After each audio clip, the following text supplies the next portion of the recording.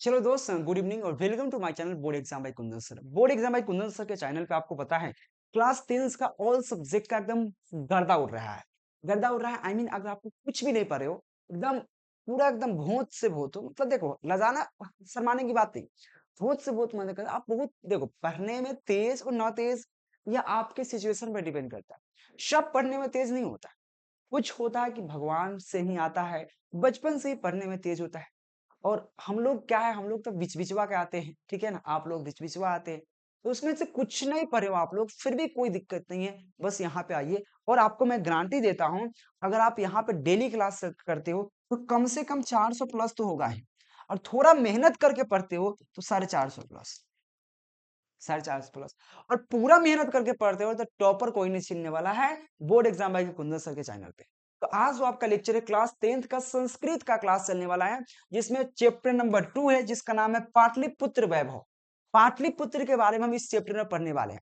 और मेरे दोस्त याद रखें, इसको लघु उत्तरीय, दीर्घ उत्तरीय, प्रश्न उत्तरीय इसमें पढ़ेंगे। यहां तक वस्तुनिष्ठ यानी कि objective, short question, long question, पूरे तरीका से यहाँ पे चैप्टर के क्लास कर दिया जाएगा। ये चैप्टर पढ़ने के बाद आपको अगर चाहे कोई ऑब्जेक्टिव टाइप क्वेश्चन पूछ दे, चाहे 2 नंबर वाला क्वेश्चन पूछ दे, या चैप्टर को ही कहे ना पूछ दे आपसे कि चैप्टर में कथी पढ़ना है, पूरा चैप्टर धधरा के बता दे, हाँ ये चीज पढ़ना है इसमें, पूरा एकदम क्लियर, एकदम पूरा एकदम क्लियर रहेगा आपका इस चैप्टर को पढ़ने के बाद। ठीक है ना, तो मेरे साथ बने रहिए, पहले लास्ट तक देखिएगा तभी आपको समझ में आएगा, बीच में भागिएगा समझ नहीं आएगा। लास्ट तक देखिए मेरे दोस्त, चैनल को सब्सक्राइब कर लीजिए, बेल आइकन दबा लीजिए, साथ में आप टेलीग्राम ज्वाइन जरूर कीजिएगा। पहले आपको पूरे चैप्टर के बारे में जानकारी देते हैं, फिर आपको सब्जेक्टिव क्वेश्चन पे लेकर चलेंगे। पहले बात, हम चैप्टर में क्या क्या पढ़ने हैं यही चाहते हैं। देखो मेरे दोस्त, यहाँ पे पाटलिपुत्र वैभव पाठ में पटना शहर के बारे में वर्णन किया गया है। सबसे पहला बात हमको यही पता होना चाहिए कि किस शहर, आपसे पूछेगा ऑब्जेक्टिव में कि पाटलिपुत्र वैभव में किस शहर का वर्णन किया गया है भैया, पटना शहर का वर्णन किया गया है। 1 नंबर क्वेश्चन के लिए ऑब्जेक्टिव में ही तो पूछता है, पूछेगा इसी अनुसार तेरे को ऑब्जेक्टिव कहां से बनता है, उस चैप्टर का एक लाइन उठा लेगा और पूछ देगा। भाई अब इस चैप्टर में पाटलिपुत्र वैभव जो पढ़ रहे हैं, यानी कि सारांश जो आपको बताने वाले पूरी तरह से, इसमें क्या पढ़ने वाले, तो पाटलिपुत्र वैभव जो है उसमें क्या पढ़ेंगे हम लोग, पटना शहर के बारे में पढ़ेंगे। किस बारे में, पटना शहर के बारे में पढ़ेंगे। आगे मैं पॉइंट देखूंगा, देखो तो इसमें 2-3 लेखक का 2-3 बुक है, उसका लेखक का नाम पूछता है। इस चैप्टर में वर्णन है, आप पे कुटनीम के लेखक कौन है। कुटनीम एक बुक है, तो कुटनीम के लेखक जो हमारे हैं दामोदर गुप्त है, याद रखिएगा। कुटनीम के लेखक कौन है, दामोदर गुप्त है। और काव्य मीमांसा एक और बुक आपको पढ़ना है, इसमें काव्य मीमांसा मतलब इसमें चर्चा किया गया है। तो काव्य मीमांसा का राइटर कौन है, तो याद रखना राजशेखर है। तो पहला लाइन में आपने पढ़ा कि पाटलिपुत्र वैभव कहां से पढ़ना, किस शहर का वर्णन है, पटना शहर का वर्णन है। साथ में यहाँ पे कुटनीम एक ग्रंथ है, कुटनीम ग्रंथ के राइटर कौन है, तो यहाँ पे याद रखना कुटनीम दामोदर गुप्त, याद रखना कुटनीम ग्रंथ के राइटर कौन है, दामोदर गुप्त। और काव्य मीमांसा का राइटर कौन है, तो याद रखना यहाँ पे राजशेखर, राजशेखर उनके राइटर है। तो यहाँ पे 3 क्वेश्चन ऑलरेडी क्लियर हो गया। आपको फिक्स है भाई, पूछेगा ऑब्जेक्टिव, ऑब्जेक्टिव देख लीजिएगा, ऑब्जेक्टिव क्लास लिया हूं, देखिएगा कि कुटनीम का राइटर कौन है, दामोदर गुप्त। काव्य मीमांसा का राइटर कौन है मेरे दोस्त, तो काव्य मीमांसा का राइटर कौन है, यहाँ पे राजशेखर। ठीक है, आगे पढ़ते हैं। देखो चंद्रगुप्त मौर्य के समय पाटलिपुत्र की रक्षा व्यवस्था कैसी थी, आपसे पूछेगा कि आपको, देखो इस चैप्टर के बारे में ही जान रहे हैं हम लोग, इस चैप्टर के बारे में ही पढ़ने के प्रयास कर रहे हैं। देखो आपसे पूछेगा कि चंद्रगुप्त मौर्य के समय पाटलिपुत्र की रक्षा व्यवस्था कैसी थी, तो ऑप्शन देगा अच्छा थी, सुंदर थी, उत्कृष्ट थी। कैसी थी, उत्कृष्ट थी। कैसी थी मेरे दोस्त, उत्कृष्ट थी, याद रखना। यहाँ पे क्या मेरा, चंद्रगुप्त मौर्य की शासनकाल में रक्षा व्यवस्था यहाँ पे अति उत्कृष्ट थी या उत्कृष्ट थी, मतलब काफी बेहतरीन थी। ठीक है ना, यहाँ पे अति उत्कृष्ट थी। आगे इसी चैप्टर में पढ़ेंगे, मुगल काल के शासन काल के समय पाटलिपुत्र क्या था, समृद्ध था। क्या था मेरे दोस्त, समृद्ध था। आपको पहले पढ़ाया, इस जो भी लाइन पढ़ाया इसमें समझो, इस पाटलिपुत्र चैप्टर में किसका वर्णन है, पटना का वर्णन किया गया है। इस चैप्टर में आपको 2 बुक का नाम आता है, जिसमें आपको कुटनीम ग्रंथ है जिसका राइटर यहाँ पे दामोदर गुप्त है, ठीक है ना, और काव्य मीमांसा का राइटर हमारे है चंद्रशेखर, सॉरी राजशेखर है। ठीक है ना, आगे बढ़ेंगे तो आपसे पूछा गया चंद्रगुप्त मौर्य के समय पटना की रक्षा व्यवस्था कैसी थी, उत्कृष्ट थी। आगे पूछेगा कि यहाँ पे मुगल काल के शासन के समय पटना यानी कि पाटलिपुत्र कैसी थी? तो समृद्ध थी। आगे बढ़ेंगे, इस चैप्टर के बारे में थोड़ा और जानकारी लेने का प्रयास करते हैं। तो क्या देखो, अगला पॉइंट है, अशोक के समय पाटलिपुत्र क्या थी? प्रदर्शनी थी। आपसे पूछेगा कि यहाँ पे अशोक के समय पाटलिपुत्र कैसा था? पाटलिपुत्र का वैभव कैसा था? तो याद रखना क्या था मेरे दोस्त? यहाँ पे याद रखिएगा, प्रियदर्शनी थी। क्या मेरे दोस्त थी? प्रियदर्शनी। आपसे पूछेगा कि पाटलिपुत्र अशोक के समय कैसा था? तो प्रियदर्शनी था। कैसा था? प्रियदर्शनी था मेरे दोस्त, याद रखिए इस चीज को। आगे पूछेगा, और चंद्रगुप्त मौर्य के समय पाटलिपुत्र की रक्षा व्यवस्था कैसी थी? उत्कृष्ट थी। यहाँ पे मध्यकाल में पाटलिपुत्र की यहाँ पे क्या थी? समृद्ध थी। साथ में बात करें अशोक के समय पाटलिपुत्र की, पाटलिपुत्र कैसा था? तो याद रखना प्रियदर्शनी था। ठीक है ना, आगे बढ़ते हैं। देखो, गुप्त वंश के शासन काल में कौमुदी महोत्सव मनाया जाता था। आपसे पूछा जाएगा कि गुप्त साल के शासन काल में कौन सा महोत्सव मनाया जाता था? कौमुदी महोत्सव से पूछेगा, कौमुदी महोत्सव कब मनाया जाता था? तो याद रखना गुप्त वंश के शासन काल में। याद रखना गुप्त वंश के शासन काल में कौमुदी महोत्सव मनाया जाता था।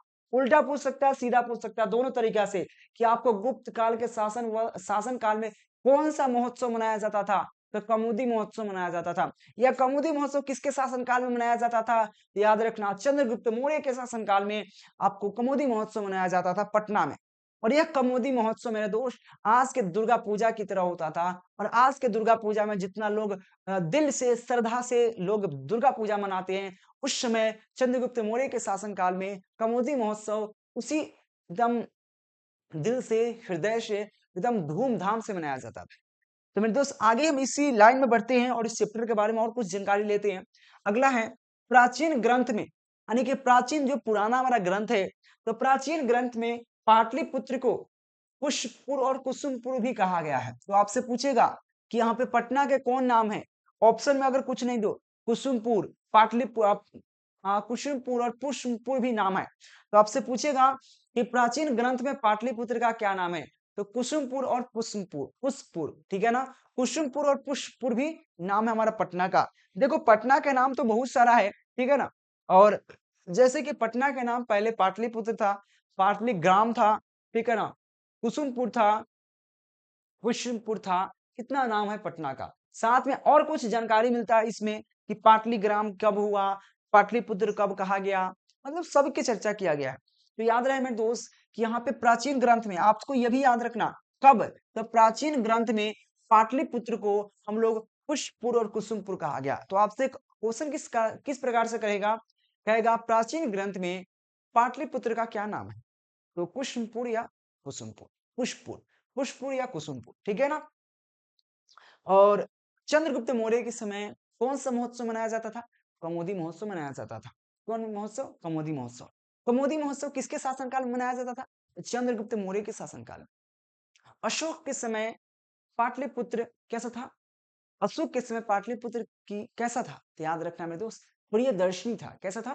प्रियदर्शनी था, ठीक है ना। अगला बढ़ते हैं इसमें।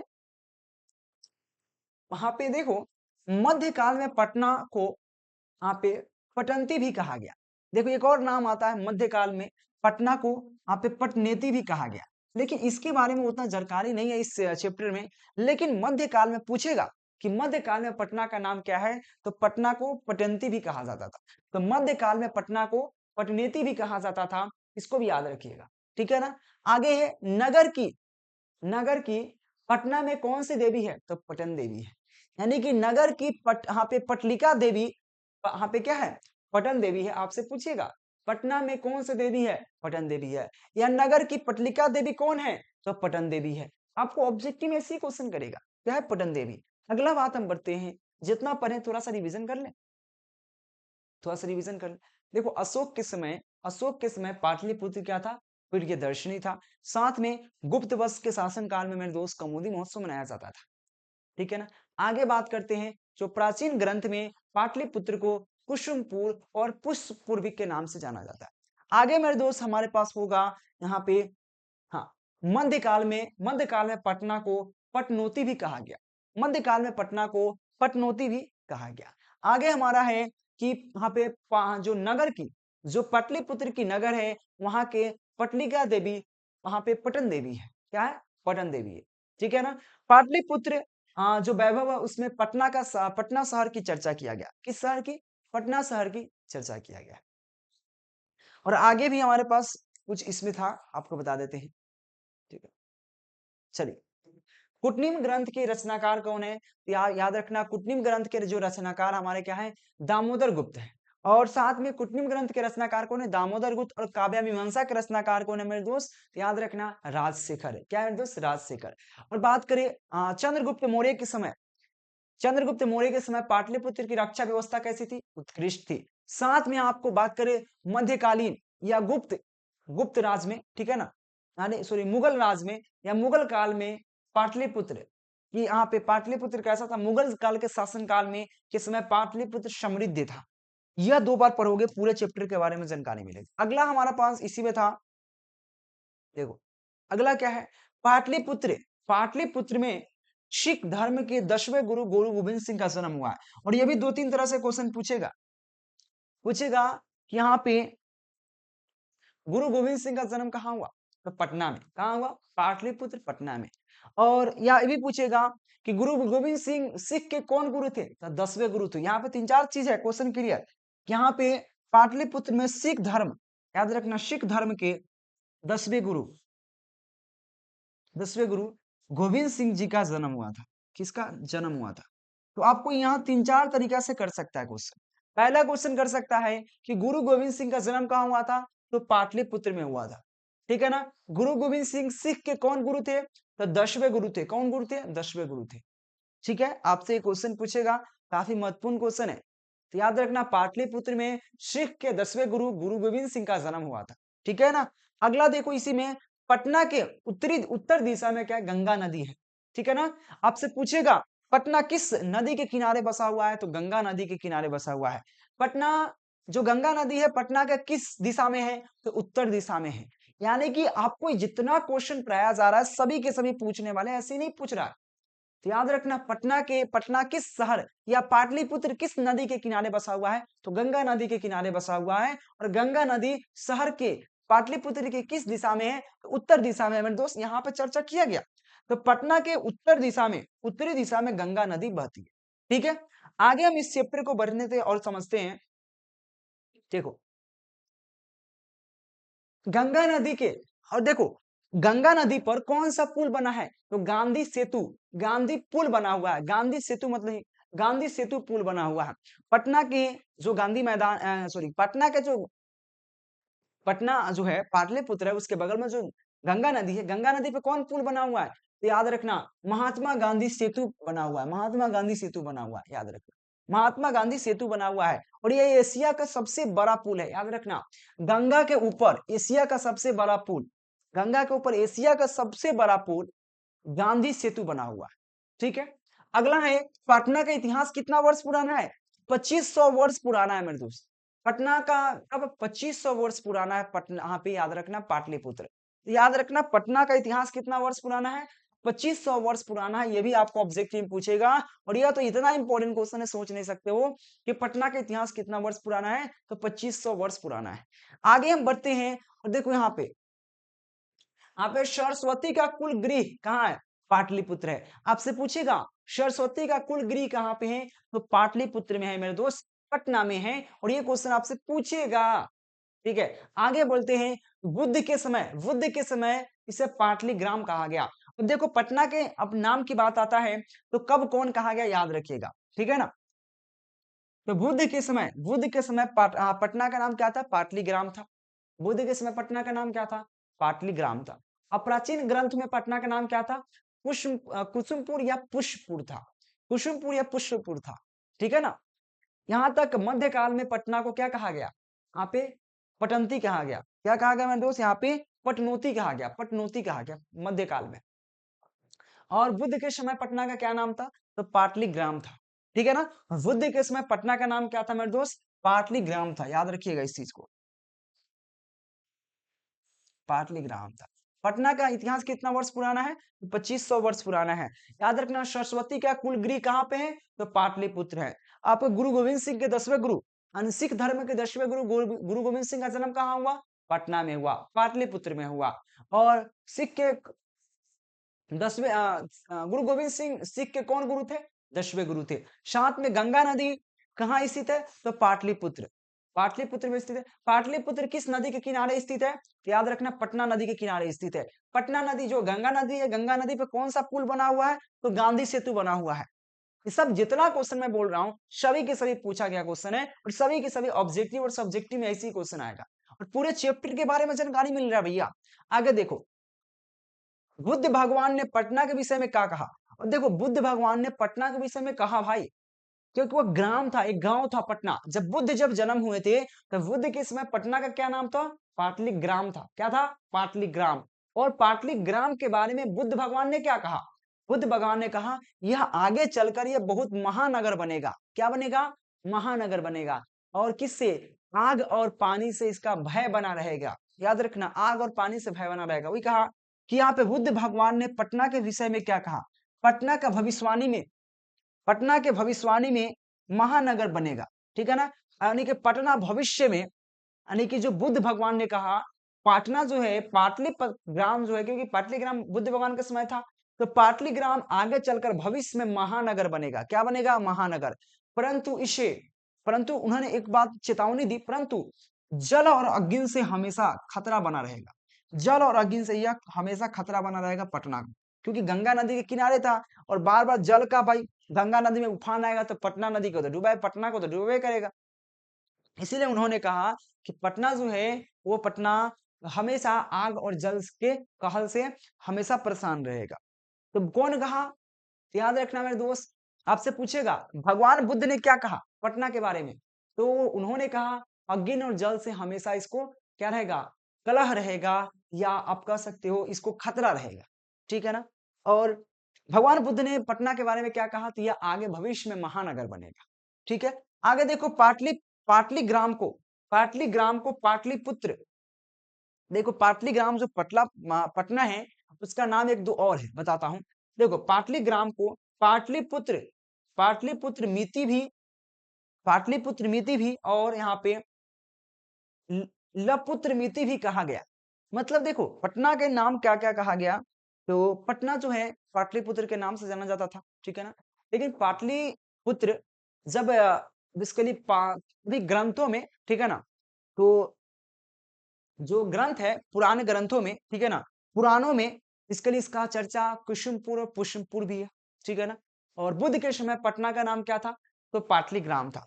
तो बुद्ध के समय से कुछ पहले पटना का नाम क्या था मेरे दोस्त? पाटलिपुत्र मिति भी था। पाटलिपुत्र मिति और लपुत्र मिति भी पटना का नाम कभी कभी था। साथ में यहाँ पे एक और चर्चा किया गया, इसमें आपको मैं बता दूं यहाँ पे थोड़ा सा। हाँ, मध्यकाल में, मध्यकाल में पटना को यहाँ पे पटनोती भी कहा गया।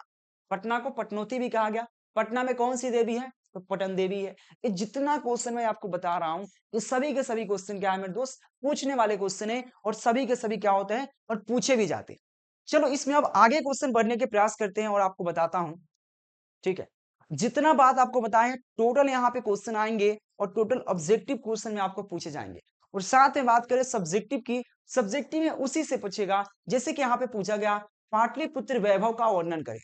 देखो पाटलिपुत्र जो चैप्टर पढ़ना है आपको, इसके बारे में क्या है, ये इसके लिए इसमें क्या क्या पढ़ना है और इसके बारे में जानकारी हमको दीजिए। यही क्वेश्चन आपसे पूछा जाता है कि पाटलिपुत्र वैभव का वर्णन कीजिए। तो इसमें वर्णन क्या चीज का किया गया है? तो बहुत इजी से कर सकते हो कि पाटलिपुत्र, इस चैप्टर में पटना का वर्णन किया गया है। तो हमको पाटलिपुत्र वैभव पढ़ना है, इसमें किसका वर्णन किया गया है? तो पटना नगर या पटना शहर या पाटलिपुत्र शहर की वर्णन किया गया है। ठीक है ना? और हम आगे बढ़ेंगे तो इसमें इस प्रकार से कर सकते हैं, इसमें पाटलिपुत्र का राजनीतिक, धार्मिक और यहाँ पे पर्यटन के आधार पर, पर्यटन मतलब होता है घूमने की जगह, पर्यटन मतलब होता है कोई लोग घूमने जा रहा है तो घूमने, बिहार के अधिकतम लोग पटना घूमने जाता है।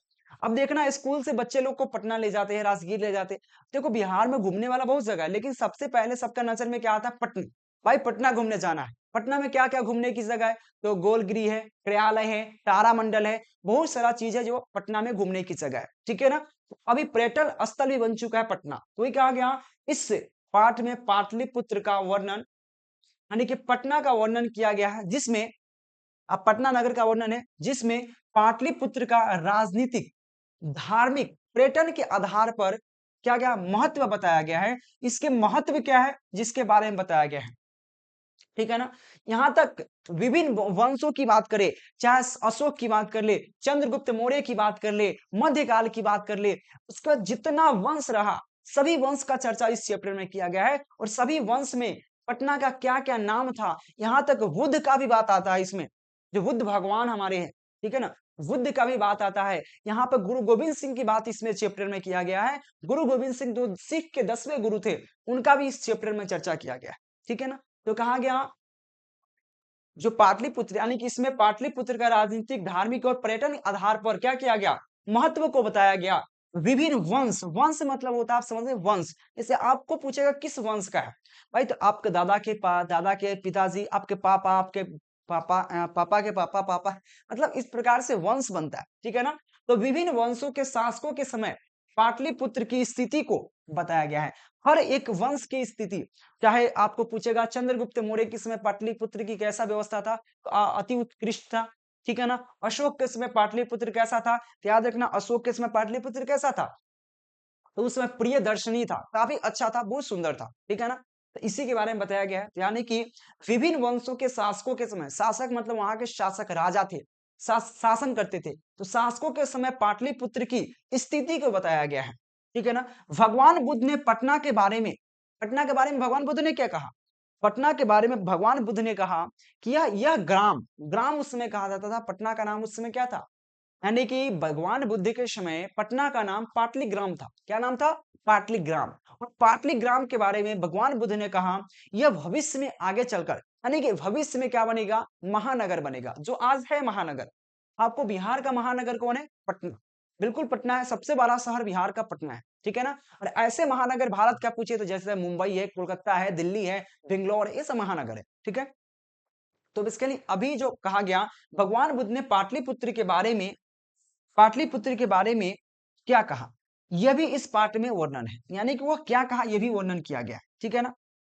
यह पाठ बिहार की राजधानी पटना के गौरव की आप व्याख्यान करती है।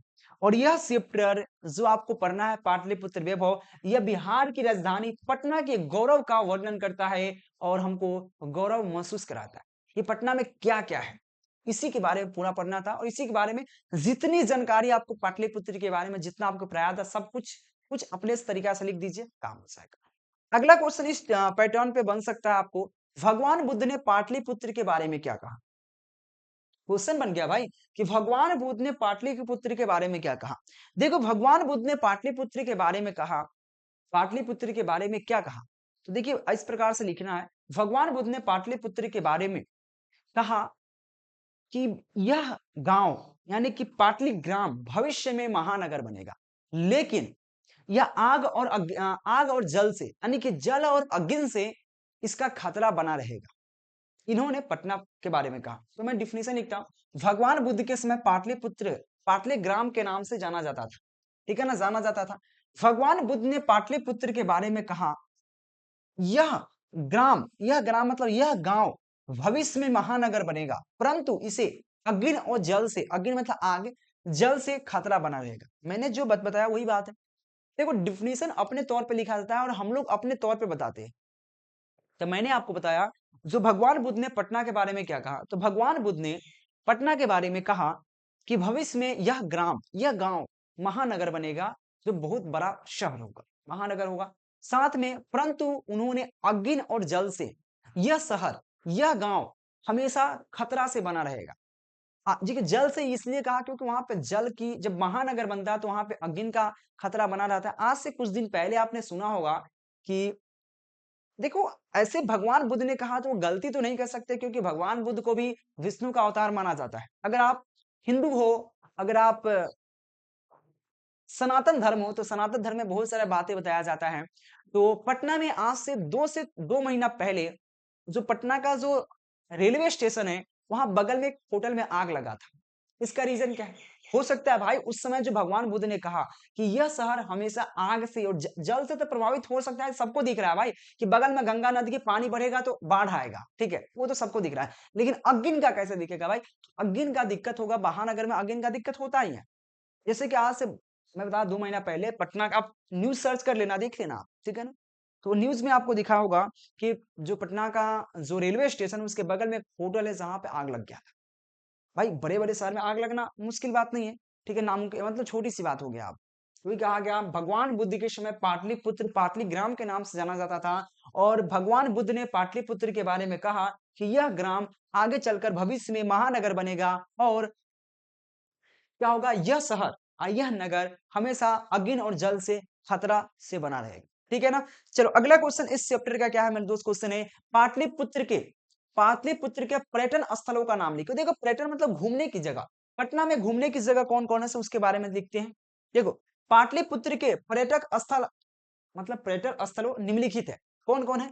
एक संग्रहालय है जो घूमने की जगह है, संग्रहालय, ठीक है ना, जिसको म्यूजियम भी संग्रहालय, गोलघर संग्रहालय, गोलघर, जैविक उद्यान जो पटना का जैविक उद्यान है, चिड़ियाघर जानते हैं ना, चिड़ियाघर, जैविक उद्यान, गांधी सेतु यानी कि पटना, गुरुद्वारा, गुरुद्वारा भी पटना में गुरुद्वारा दो दो है, दो दो गुरुद्वारा है पटना में। तो ये सब घूमने की जगह है पटना में। तो वही कहा गया पटना के पर्यटक स्थलों का नाम लिखे। तो पटना में पर्यटक स्थल क्या है? निम्नलिखित हो सकते हैं। एक तो आपको संग्रहालय जिसको म्यूजियम कह सकते हैं, ठीक है ना, उसके बाद गोलघर है, उसके बाद आपका जैविक उद्यान जो चिड़ियाघर होता है। आप अपने तरीके से लिख सकते हैं, जरूरत नहीं आप जैविक उद्यान लिखो, चिड़ियाघर लिख दो, क्या दिक्कत है? म्यूजियम लिख दो, क्या दिक्कत है? गांधी सेतु पटना जानते हैं, गांधी सेतु पुल है, साथ में आप गुरुद्वारा, ये सब पटना में घूमने की जगह है, शायद हमको बताने की जरूरत है, जो आपको नजर में आए वो चीज आप लिख सकते हैं, ठीक है। अगला क्वेश्चन देखो इस चैप्टर में क्या है। 4 नंबर क्वेश्चन आपसे पूछा जाता है कि चंद्रगुप्त मौर्य के समय पाटलिपुत्र की स्थिति क्या का वर्णन करें। मेरे दोस्त चंद्रगुप्त मौर्य के समय पाटलिपुत्र पाटलिपुत्र की शोभा रक्षा व्यवस्था उत्कृष्ट था। मतलब सिंपल बात है कि चंद्रगुप्त मौर्य के समय पाटलिपुत्र कैसा था? तो चंद्रगुप्त मौर्य के समय पाटलिपुत्र की रक्षा व्यवस्था उत्कृष्ट थी और यह लाइन आपको सिंपल बता चुके हैं। अगला क्वेश्चन देखो 5 नंबर क्वेश्चन क्या कहता है।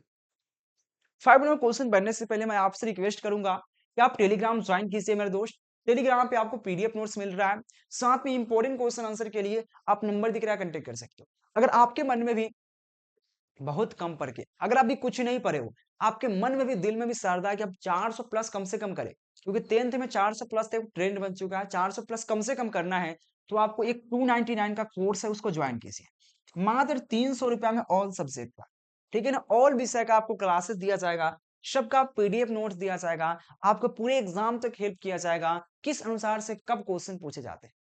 और दोस्त उसको ज्वाइन करने के लिए नंबर नीचे दिख रहा है, कांटेक्ट जरूर कीजिएगा, या आप केकेजी क्लासेस का ऐप डाउनलोड कर लीजिएगा, प्ले स्टोर पे ऐप मिल जाएगा केकेजी क्लासेस का, और जहां से आप कोर्स को ज्वाइन कर सकते हैं। फिर भी नहीं समझ में आए कॉल या मैसेज करके पूछ सकते हैं, ठीक है।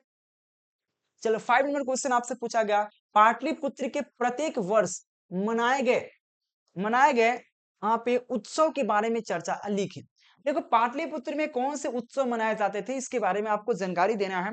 मैं आपको बता दूं पाटलिपुत्र में कमुदी महोत्सव मनाया जाता था। तो मैं दोस्त लिखूंगा पाटलिपुत्र के प्रत्येक वर्ष चंद्रगुप्त या गुप्त वंश के शासनकाल में, मैं दोस्त कहा पाटलिपुत्र पाटलिपुत्र में प्रत्येक वर्ष गुप्त वंश आई मीन चंद्रगुप्त मौर्य के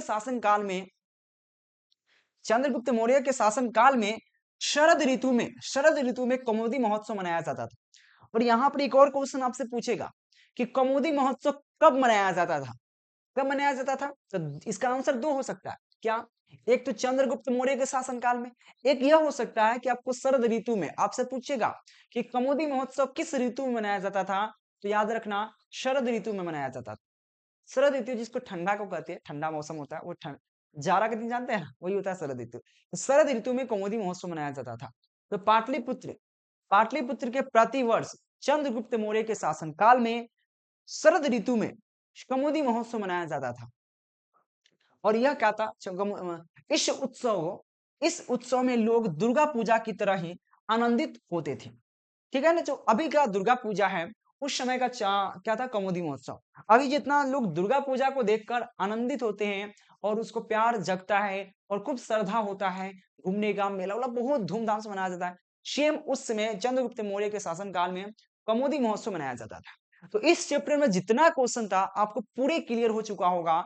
नहीं हुआ तो एक बार कमेंट करना मेरे दोस्त कि आपको सर मुझे समझ नहीं आया, तो आपको हम बताने के प्रयास करेंगे अपने तरीके से। तो thank you watching for this video. मिलते हैं नेक्स्ट लेक्चर के नेक्स्ट वीडियो के साथ। तब के लिए board exam bye Kundan channel को सब्सक्राइब कर लीजिए, टेलीग्राम ज्वाइन कर लीजिए, लिंक आपको डिस्क्रिप्शन में है। और कोर्स ज्वाइन करना मत भूलिएगा, नंबर नीचे दिख रहा है, कंटेक्ट कर सकते हो। मात्र 300 रुपए, 299 पूरे एग्जाम तक पूरी तरीके से आपको help, important question chapter by A to Z पढ़ाया जाएगा मेरे दोस्त। ज्वाइन जरूर कीजिएगा। Thank you watching for this video.